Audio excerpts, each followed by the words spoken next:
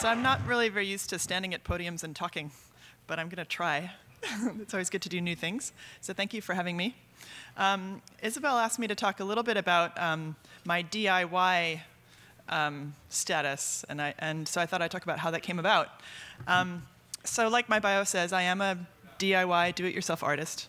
And so what does this mean? It basically means that there's no middlemen between me and my listener. I mean, there's very few middlemen. Like, I have a few little software services that I use. I just basically make cello music in my house with the cello and the computer, and then when it's done, I put it online. I also tour, which is why I'm in New York City this week.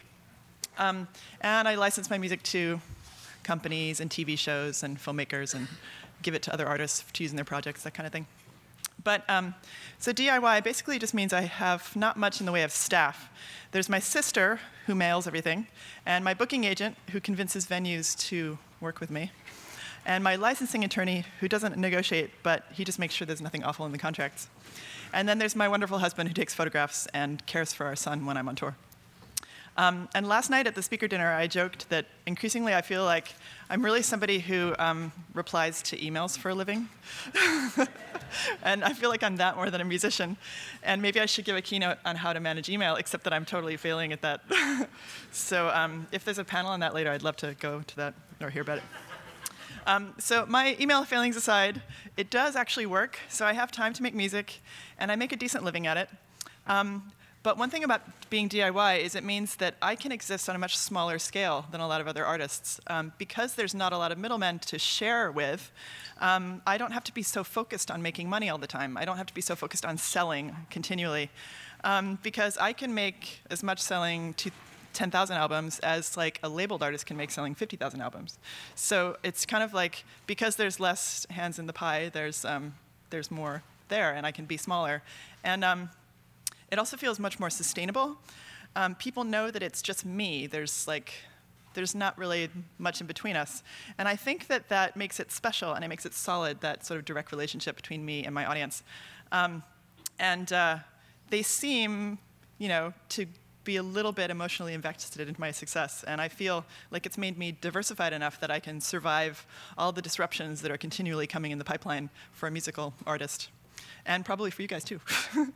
So people ask me, like, well, why did you decide to be DIY? That's just totally brilliant. And so I didn't do it to be part of, like, a cool trend. And I'd never had a strategy. I'm just a musician. And it's basically that all the other doors were closed. And this was the only way for me to reach the public. And I was essentially, I'm DIY because I was rejected. And I couldn't find any other way out there, and I did it on my own. The music industry is very risk-averse, and there are 1 bazillion striving artists. And so there are gatekeepers. There's managers and record labels and booking agents and all the gatekeepers that I have and that you guys probably have. And the thing is that to work with them, you need to show them, in the music world, how you are exactly similar to all the other people they work with. All the other artists that they've made money off of, that keep them in business, you need to show these people how you're just like them. Which is kind of a problem if you maybe aren't like them. So, this is why in an artist biography you'll say, like, oh, it sounds like a cross between Metallica and Weird Al. Like, the artist will... I don't know what that would be like, but like, those are 2 successful artists. So, yeah, you might want to describe yourself like that. And I was really bad at this. And the other thing about it is that if you're female, especially,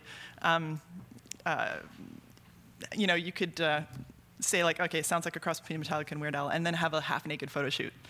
Because we all know that sex sells, and so who cares what you sound like if you just show enough skin? Maybe if you drape yourself naked across an album cover, that might be enough to, like, get the gatekeepers to, like, look at you, and then they'll listen to your music, too. And then you get the phenomenon of the artist who might cover a popular song and make a video of it and put it on YouTube. And they do this so that people will go looking for the popular song and then stumble on them. So then so many people will watch the YouTube video that, there's a meme. The gatekeepers can't help but notice that, and then you can get in. So these are just, some of the techniques that people use to rise above the fray. And, you need the attention of these gatekeepers in order to be successful, right? So that's what I thought, and that's how I started out. I didn't know any better. So like every other striving artist, I tried to concoct a clever description of my music. and I totally kept failing. Like, what genre was it? What artist was I similar to? I wasn't totally unknown. I'd been a session cellist for some mid-level bands, and I played for years in a cello rock band called Rasputina. And I sent my demo and my quirky photo of me that showed an entire arm. That was as far as I would go as a Sarah Lawrence grad. I refused to do that. So I also happened to be over 30. I spent my 20s working in software, and I had made this solo demo recording when I was like 32, 33. And I don't know how it is in the world of art, but in music, if you're female and haven't been totally successful before the age of 30, you're kind of like a pumpkin. And so I just like, I should just do this on my own, because my package was somewhat successful in that I got a few responses from people I knew in the music industry. Usually you get no responses. But the responses were interesting but unmarketable. And somebody wrote saying, like, this is really great if you sing on it. So I was like, so I just started, I recorded the music and I started selling it at shows. Except first I didn't have any shows because, the people who control venues are the same kind of gatekeepers, right? And so I had to make up my own shows. Like, I couldn't say, am I classical, am I jazz, no, am I rock and roll, what am I? So I started having concerts in my own house. I lived in a warehouse in San Francisco, which is actually how I met Scott Draves long ago. And I invited the friends to my house, and I would play for them, and hopefully they would like it and tell their friends. And it sort of grew from there. And then as I got bigger, I just started renting churches, because churches are this great kind of like underutilized space. And you can rent them really cheaply, and you can get a sound system in there pretty cheaply. And I would do that, and I started doing this across the country until it was just kind of working. But I'm still unable to describe my music in an elevator pitch. So a few years in, around 2009, things were really together, and I could get a show mostly by renting something or, finding someone who knew someone who had seen me somewhere else. But it was a lot of work, and I could sell them all out, but it was just so much work, and I was spending all my time researching spaces in other cities and hiring sound systems, and I was about to have a baby. So I hit the kind of like this wall where at some point you really need a booking agent. But booking agents don't talk to you unless you have a record deal. So I heard about this one guy who worked with some other artists, and in exasperation I sent him an email. It was just like one sentence: what do you need to hear about an artist in order to work with them? And he told me later, we work together now, that he was so taken aback by the question that out of curiosity, he looked at my website, and then we started working together. So he's awesome. But I mean, you can't really blame anybody for the whole gatekeeper thing. Like, nobody wants to back a dud. And in the popular music world, they only care about money. So it's like, if I can guarantee that everybody will make money, in the chain, then everybody wants to be my friend. So my agent, like, he's great, but he doesn't really care about what kind of music I make or whether it's artistically relevant. It's like, it's just music, and it's job to get the show, and it's my job to sell it out, and then everybody gets paid. So that is something that I like about the world of popular music. Once you find a way in, it's kind of a meritocracy. Now, in the world of art music, I think they might be, I could be wrong, a little allergic to things being too popular, because they might lose their artistic credibility, and everybody's reputation is on the line in addition to the money, and they need to look to others to tell them what is good. So my outsider's view of the art establishment is that they are even more risk-averse than the music industry. I had the chance to talk to a couple of curators of 2 major US art institutions, and I won't say who they are, just so I don't embarrass them. And I asked them, how do they find new stuff? How do you know what to program? How do you curate stuff? And both of them said that they get a sense of it based on what their peers are curating. And they said this totally with a straight face. I was like, oh interesting. And so I was just like, I think it's appalling. And then, I mean, in the world of music venues, they program their schedules. There's arts venues, and then there's clubs, right? And the arts venues, they program their schedules a year in advance. So a year in advance, so that I might book a show. I've had the show at this art center in Omaha. It's been booked for a year and a half, and that's just amazing. So how can you possibly capitalize on a meme or anything, if you're scheduled? Anyway, so So yeah, in the music world, we have like 2 different categories, arts, venues, and clubs. And booking agents don't normally do both. Mine does. But I don't often play in the arts venues unless there are no other options in a city. And the reason for that is that arts venues have a lot of overhead. There's often contracts which say that I have to hire like 20 union workers to help me carry the cello and stuff. And so yeah, I understand the reason for that, but that means that the tickets are really expensive. And I really want my art to be accessible. And so I want the tickets to be cheap. I want it to be like 15 bucks, 15, 20 bucks for people to go. And then the other thing is that when I play in one of these venues, in addition to having to book it like a year and a half in advance, and it's hard for me to know what I'm going to be doing next year, when I play in one of these venues, they insist that I write an artist statement and a program. So I always find a way to get out of that. It's just like, everybody wants to read a description of something to tell them how to experience it. I used to work for a company called the Research Libraries Group, and we managed metadata for large institutions for digital objects. And there's this thing called the tombstone, which goes next to a painting, and it's got all the metadata about the painting next to it in the museum. And people go up to the museum and they, oh, that's my so-and-so. Oh, it's about this. Oh, great, okay, now. And then they look at it. And so I'm one of those people where I'll just go and experience it, and then if I like something, then I'll go up and I want to find out more about it.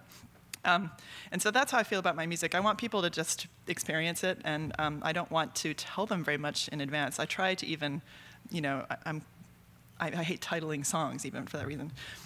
Because there is nothing intellectual about my music at all. There's no there. I might be a classically trained musician, but aesthetically, I think I like that rock and roll thing. It's like, rock and roll is like, I'm an expressionist. I have only like a vague interaction with the art world. I have friends who are painters and what have you. But I think that this isn't considered enough. It's not in to just kind of express your stuff. You have to have like a reason and a meaning and stuff. So anyway, I'm going to talk a bit about technology too. And so I use technology to create a platform and a structure in which I can express myself. And I hope that the listener can have their own personal experience when they listen, and that's it. And so I'm dependent on the technology to create the work, but the technology is not the work. And so just like I practice hard to make my bow strokes really smooth, so the technique of playing the cello, or my lack of it, doesn't get in the way of the music, I also work hard to keep the stuff that happens on the laptop like invisible and not make it distracting to the musical performance. It's just like a pencil for me to get stuff done. So on the one hand, like the limitations in the format of that do kind of dictate the form, but on the other hand, they're invisible. And I think of it like a canvas, like the viewers aren't saying like, wow, what a nice piece of canvas that painting is on. Like I don't think that the canvas is, it's a nice canvas, somebody made the canvas, but it's just a canvas. So that said, there are times when I'm on stage and my technology fails really badly, like when it crashes. And suddenly the spotlight is thrown on the fact that what I'm doing is a total house of cards. And in the early days, that used to happen every performance, or maybe twice during a performance. And I would just be sweating bullets as I tried to troubleshoot in front of the audience. And I would have so many nightmares about it. Eventually, I learned a couple things. One is that I'm a performer, and I can save the show using my performing skills. So whereas I used to be a total basket case on stage and couldn't say a word, I kind of learned how to talk my way through while waiting for the computer to reboot. And then the other thing I discovered a little farther down the line, which is that if everything is perfect all the time, and if the technology is too invisible, and if I never make any mistakes, it's kind of too slick and it's too unbelievable. And it's too easy for the audience to just sit there and take it all in and be passive. So I found that, like, I'm not saying deliberately make mistakes, but just that I noticed that when I made a mistake, the audience would be more engaged. Because I think, a powerful thing happens to me, like when I'm engaged on the stage or in the studio, and all those little thoughts that I have zipping around in my head, they shut up, and there I am, in the present. I'm entirely invested, all my cells, in that particular moment to execute this thing. So once the audience realizes that I can fail, they too become somewhat invested in my performance, and then you can have this magical thing that happens at a concert. So I think they're watching to see if I'm going to fall off the tightrope. So maybe people just need to be reminded of the omnipresent threat of failure in order to be there in the moment. So there's always some fellow nerds in the audience who are paying attention just because they enjoy figuring out how it's done. And you guys are my people. But that said, that's like a certain subset of the audience, and I want to make it accessible to everybody. So I'd just like to say one more thing, just one little rant, and then I'll just play some music.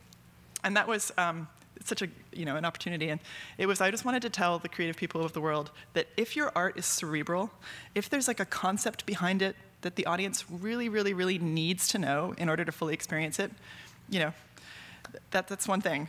But to experience, though, and not understand it, like those are different things. So if there's something that you need to tell them in order for them to feel it, then by all means, write that shit down, tell them about it. But if there isn't, if you're just making something that you feel, you're doing it because you're compelled to do it, you're making it because you think it's beautiful. What a concept.